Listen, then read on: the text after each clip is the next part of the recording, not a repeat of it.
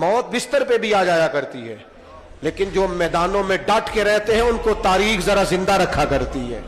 کمزور زندگی نہ گزارو، ڈری ہوئی زندگی نہ گزارو، اور یہ کبھی نہ کہو ہائے حسین۔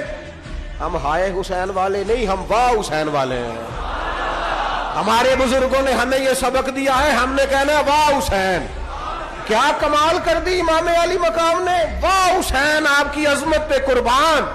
اتنے سارے دکھوں کے باوجود جب شانوں والے نانا کا شانوں والا پوتا، عظمتوں والی ماں کا عظمتوں والا بیٹا، جرأت مند باپ کا بیٹا میدان میں نکلنے لگا ہے تو ڈرا ڈرا سہما سہما رو کے دلاسے دے کے آنسو پوچھ کے نہیں، بلکہ امام حسین نے ڈٹ کے کھڑے ہو کے وہ امامہ سر پہ باندھا جو محمد عربی نے عطا فرمایا تھا، وہ جبہ پہنا جو نانا نے دیا تھا، وہ تلوار پکڑی جو شیر خدا مولا علی پکڑتے تھے، اور حسین میتوں کے باوجود میدان میں آئے، فرمایا سامنے کھڑے ہو جاؤ، تمہیں خطبہ دینا ہے، اس لیے کہ محمد عربی کا طریقہ ہے جمعے والے دن خطبہ دیا جاتا ہے۔